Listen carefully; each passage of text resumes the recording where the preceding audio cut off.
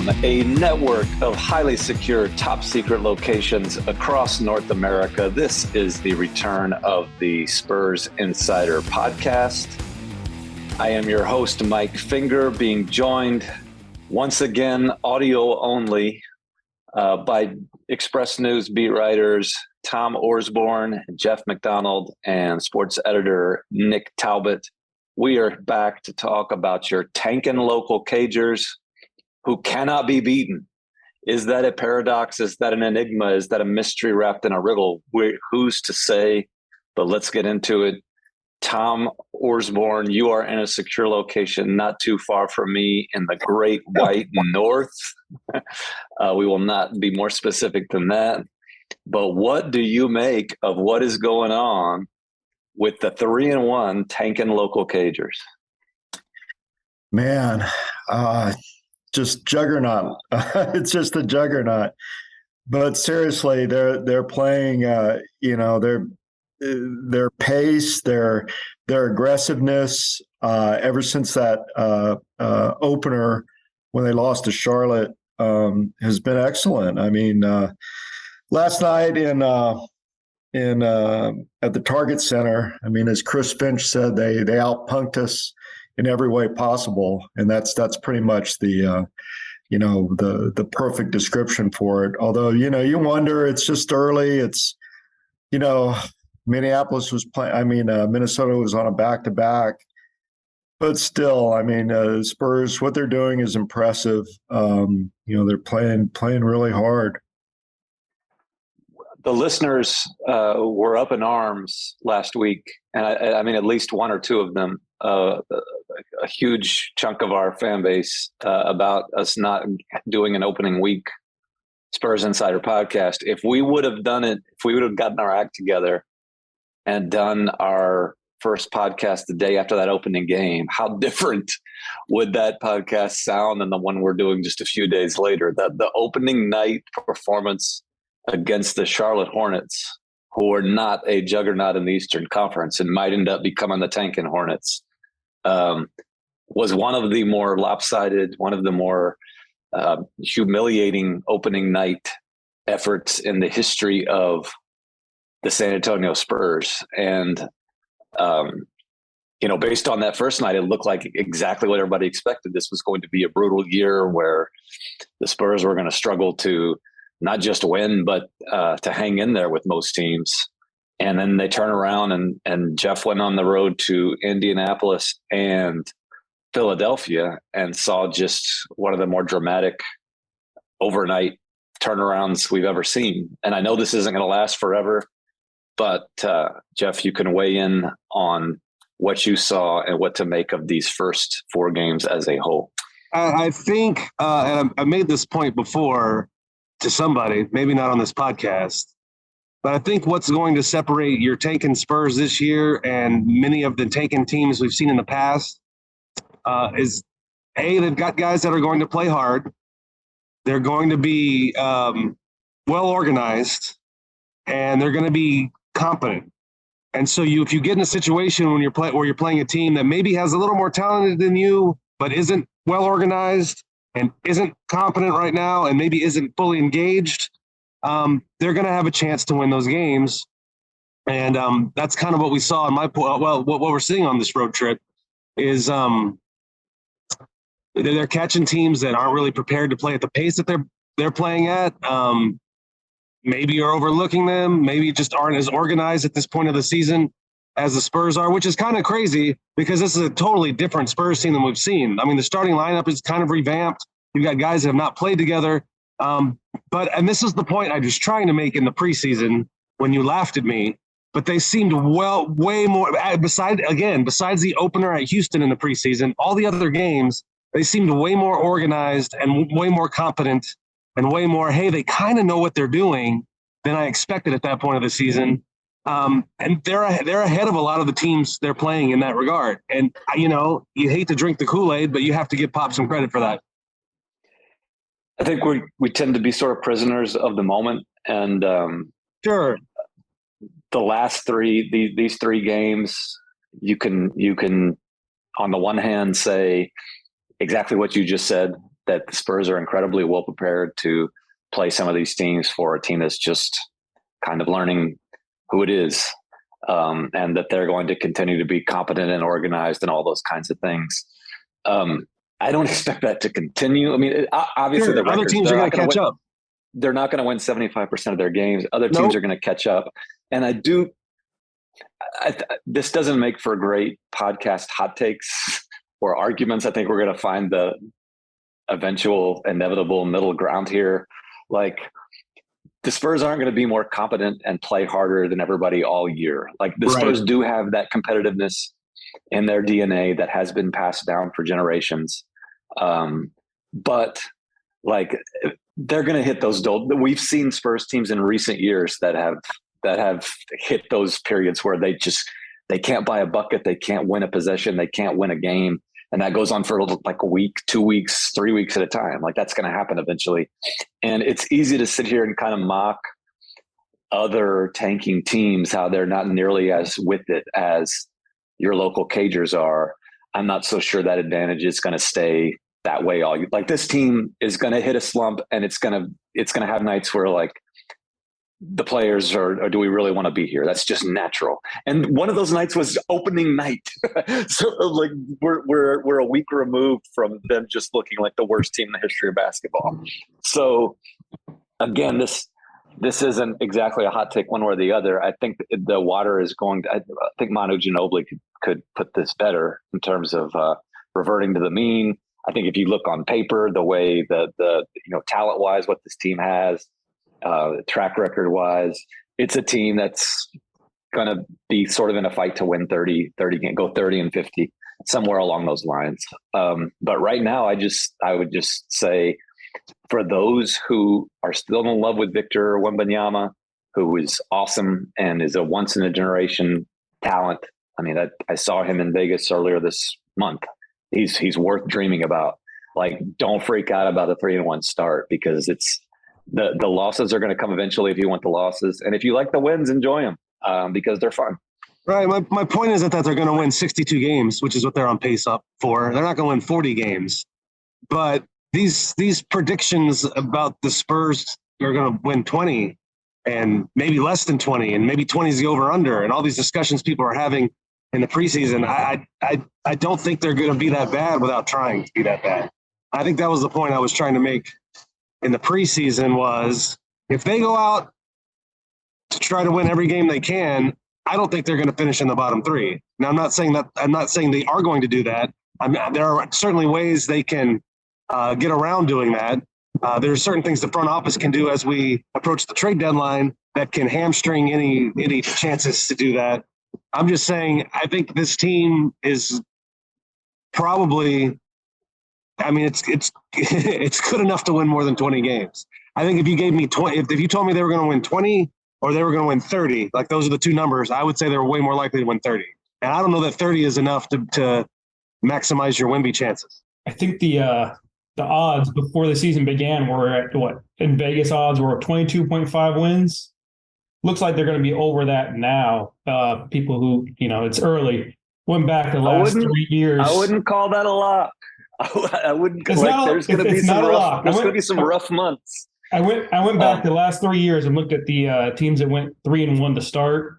Most teams made the playoffs, of course. But if you look at the teams that were, actively maybe not trying to win, I believe we have the Wizards last year. I think they ended up winning 35 games. The year before that, the Sacramento Kings won 31. And the year before that was the shortened season, so they only played 72 games, I believe, and Orlando won 21. So it's not impossible. Yeah, the next stretch of the schedule will be telling too, because what we saw opening night, I think, and will probably hold for a while, is with a young team, confidence it works both ways. Like, when they're rolling, they look great, but when things are rolling on them, it seems to snowball. And I think that's what we saw against Charlotte. And I think that can work in the macro sense as well, where they've got, the schedule right now is just brutal. They shouldn't be 3-1, to be honest. But the schedule they got coming up, like they don't play another like all the teams are playing coming up, I look at as playoff teams pretty much until you get to about the end of November. Correct. So if that starts going south, I mean, if they lose 2 or 3, they get their butts kicked a couple times, you could see the confidence start to shake a little bit, and that's where you get into a really rough month. So I think we will see some stretches like that. Nobody here is predicting a playoff run, I don't think. I'm just saying this idea that they can just show up, play as hard as they can, and get Wemby. I don't know. Yeah, the obvious guy to be moved would be Jakob. So you take Jakob off this roster, it's a whole different story. Jakob probably won't finish on this team. Yeah. It's why for those wondering why, like Doug McDermott and Josh Richardson, name your veteran who isn't part of the future, is playing, is because those guys could get moved. A lot of guys could get moved off of this team. And I'm not ready. Like Jeff's sort of taking a victory lap about how this team is not going to be bad enough. The last 3 games have been unbelievably positive signs for how hard this team is going to compete now, how well they're coming together, blah, blah, blah. In one of them, they allowed a team that's competing for one of the worst in the league, in the Indiana Pacers, to score I think it was 70 something points in the fourth quarter. Is that a bit high? Yeah. It was 49. 49 points in the fourth quarter after they built a huge lead. The second game of this 3-game winning streak was against the Philadelphia team that just seems to be a total mess right now. And I mean, that's a good win. Your local Cagers outplayed a team that's a legitimate championship contender, but that team is just sort of an absolute mess. And I can't imagine that they walked into that building against the Spurs ready to play. You got to show up. Every game matters. That's true. But I mean, come on. And then the game last night, like the Timberwolves were on the second night of a back-to-back. They did not seem to care much to start out with. Like Chris Finch said, they got punked. But then they went on a little bit of a run in the fourth quarter. It went from 31 or 32 to 13 in all kind right, of a blink. So we've proven the Spurs are not ready to beat everybody by 30. Okay, you've made your point. I'm just saying, not quite good enough to beat everybody by 30. They might have to settle for your humdrum 15-point wins here or there. The only nit I'm picking here is you still seem to be convinced that if this team continues to try hard and play together, that there's no way it's going to finish in the bottom 3. I still think the bottom 3 is a distinct possibility because they're just not, their talent level isn't there. I mean, it is a bottom 3, bottom 4, bottom 5 talent. Okay, but now you're putting bottom 4, bottom 5. Now you're moving the goalposts a little. No, if you're bottom, I'm saying that bottom 3 is a possibility. Like it's if you're a bottom 5 talent team, then bottom 3 is a possibility because of variance, to bring in like poker terms here. Like there's injuries, there's ups and downs, there's trading Jakob. Like I still, for people who are out there dreaming of Victor Wembanyama and who think after these first 4 games, oh, there's no way the Spurs are going to be in the bottom 3 and get that 14% chance to get him. Like, keep heart. Like bottom 3 is still a possibility. I wouldn't say no way about anything. You're correct. But a big part of that is who they're going to trade before February. Yeah, that's a really big part of it because you're not just looking at Jakob. You're looking at depth too with McDermott and Josh Richardson. If you take 3 guys out of the rotation, it's a lot. I was just playing this hypothetical game. If the Spurs don't play the tanking game and everybody else does, they're not going to finish in the bottom 3. Like they're going to have to do some things that facilitate that, and they probably will. It's kind of a thought experiment. I think you're also being overly dismissive of the other tanking teams, like that they just don't care. Like that Oklahoma City team plays hard. Will Hardy is Coach of the Year candidate already. Our old friend Will Hardy. Like this, the Jazz, who are supposed to be a terrible team, started 3-0. Yeah, Oklahoma City plays hard, but their second best player is Lou Dort. Their best player is better than the Spurs' best player. Yeah, but their best player might not ever play because they've been pretty consistent on that the last several years. Where if that guy has a hangnail, he's going to miss 40 games, and that's what I'm talking about. The Spurs so far have not shown they will do that with their best player, and maybe they will. But the Thunder have made it clear that they got no qualms sitting their best player for months on end. Here's a question that Jeff, since you said change tack a little bit, since you said they won't sit their best player, who's been the best player so far this year? Has it been Keldon? Devin? Who would that player be? Jakob? Yeah, it depends on what you like. It's a very even distributing team so far. I think how many assists did they have on their field goals yesterday? I think that's 2 or 3 times now they've been over 30. Yeah, they had 37 last night on 48 makes. I guess my point is they're going to have a bad record, but they're not going to be hapless. I think we all agree on that. All right, let's call it. Let's wrap it. Hell of a podcast. Anyway, in terms of just basketball itself, if we were talking about a team in which the NBA draft, Victor Wembanyama, Scoot Henderson, in which that did not exist, and we were just analyzing basketball, which I realize is not what this podcast has ever been about at all in terms of analyzing basketball. But what do you like and dislike? What are you surprised about in terms of how just the basketball team has played basketball so far? The obvious one to me is just Devin Vassell's relentless aggressiveness, which I think is what they want from him, what they need from him. But that guy's getting up shots. They're good shots. And just being able to do it when the first night was a disaster for him. 0 of 8 from, your first, you talked all summer about he's got this new role, this new opportunity. He's going to have a bigger load on his shoulders. A lot of people looking his way. Green light, and then he goes 0 for 8 from 3 in the first game. Like that, I'm weak-minded, so I would have been just, I would have backed off after that. I would have shied away. He's kept fighting on this road trip. It's been really, really, really good. And after that first game, he's made almost everything he's taken. Like, you have a lot of confidence in that guy right now, and he's got a lot of confidence in himself. One of the differences is he's also getting to the line a lot more. Yeah, he's just attacking the rim like crazy.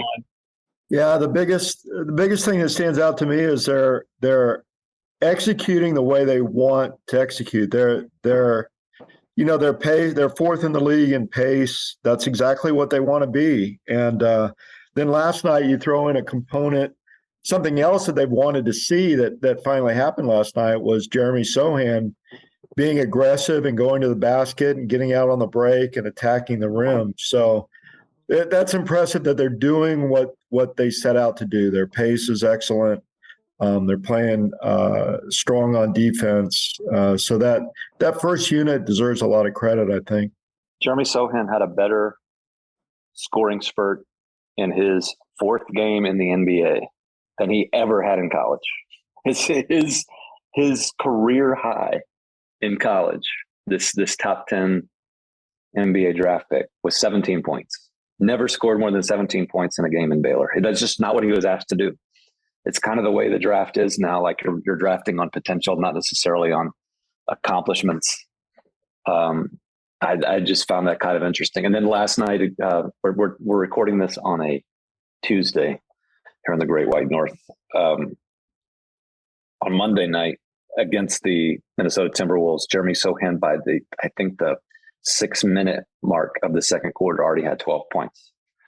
He finished with less than 17. He finished with 14. But he was also, he and Jakob Poeltl were matched up against one of the largest, most formidable front courts that the NBA has seen in a long time, in Rudy Gobert and Karl Anthony Towns. And the Sochan-Poeltl front court won that for one night with the kid who was a sixth man at Baylor starting his 4th NBA game. So that was a definite, like Tom said, a definite sign of optimism, sign of the way this team is coming together early on. He just fits. Jakob said this last night that he's a lot more comfortable at this point than they expected, and I thought it was telling that Sochan said last night, being asked about facing that front court, 3-time defensive player of the year, Gobert, and all-star in Cat, about being nervous if he still had jitters. And he said, yeah, I've got butterflies in my tummy, but it's about being excited about playing the best. It's not being nervous or, worried about whether he can hold his own or fit in. He's just excited about facing these guys, and he fits in so well. And it was a good decision. No G League for him. Just throw him in the fire and see what he can do. On that note, like the Spurs are as young, and in terms of who they're playing, giving minutes to right now, they're also getting younger as we speak. In that last night, baby-faced Isaiah Roby got the minutes that had been going to KBD, I believe. So now in those top two lineups and the top 10 in the rotation, you're starting a 19-year-old Jeremey Sochan. Like Keldon Johnson and Devin Vassell aren't exactly graying veterans. I mean, those are what 22, 23-year-old players. Trey Jones starting at point guard. You got 19-year-old Josh Primo coming off the bench. Baby-faced Isaiah Roby in the second unit now. They are committing to a youth movement, and there's just not room. This is segueing into what Tom just mentioned about the G League. One of the news items from this week was Blake Wesley and Malachi Branham heading to start their career in the G League. The Spurs also signed former St. Anthony's High School player, phenom Charles Bassey, who will be part of the G League team. And I don't think this should become any kind of debate here, but this just seems like the natural approach that the Spurs should be taking. Play a bunch of young guys in the NBA games, but then you also want the other young guys who aren't playing to play every day and to learn how to dominate the way that Devin Vassell and Keldon Johnson, who are playing so well now, once did. I think that should be. I think that's a good move for Blake Wesley, for Branham, for Bassey, for Dominic Barlow, for all of those guys. Yeah, it would be silly to play. I mean, you can't play all the rookies unless they're just really good and deserve it. You can't play all the rookies, and that's some people seem to want that. Like, just get all 6 of them up there and play them all in the road. That doesn't make any sense. So I think they're doing the right thing. Like the Wesley Branham path can be the Keldon Johnson, Devin Vassell path. Yeah. The DeJounte Murray, Derek White path before them. I don't think that they will be down there as long as some of those guys, if you consider that Doug McDermott might not finish the season with the Spurs, that Josh Richardson might not finish the season with the Spurs, that Jakob Poeltl might not finish the season with the Spurs. It all sets up really naturally. And again, this isn't great debate fodder, because I don't really think there's a reasonable other side of the debate. Like, it just seems so obvious that this is the way you do it. You let those guys who aren't getting the big minutes, and what's better, to have to throw them in there for 8-10 minutes a night, right? And let them be overwhelmed against Golden State or whoever, or let them get 30 minutes a night in the G League and build themselves up the way that all those guys we just mentioned once built themselves up. By February or March, bring them back up and get NBA minutes. Yeah, when you talk about those guys that they drafted in the first round, Branham and Wesley are the type that need the G League. That would, you throw them down there and say, go get 30, go learn to score, go learn the game. Sochan, number one, he's getting minutes in the NBA. He's starting, and he's not the type of guy that I think would benefit from the G League. He's a guy that kind of plays off everybody else. He needs to be around NBA players. Sending Sochan to the G League and telling him, go score 30 doesn't make sense. But the other two, it does to me. Go get your confidence, go learn to score. And Mike used the word overwhelmed, and that's perfect. That's where they would be right now, whereas Sochan is just totally comfortable. When I was in Vegas to see Wemby Mania, I don't think we've done a podcast since I went. And I think Jeff might have mentioned this in Jeff or Tom might have dropped this comparison in the early Sochan coverage. But I had somebody tell me out there that the comp, and this was before the punch, that got so much news since then. But I had somebody compare Sochan to Draymond Green, and for him to be that kind of player for the Spurs eventually, not necessarily in attitude, although I do think he's got some personality the way Draymond has personality, but just in terms of, like you guys just mentioned, playing off of other good players, making the people around him better, whether that's passing, whether that's rebounding. I think that some talent evaluators believe that Sochan can eventually be a better shooter than Draymond is. Like, that's the hope. But if that's the type of comp that you have for a player like that, it makes way more sense, like Jeff just said, to have him play around veterans, because that's his skill set, is to make people better.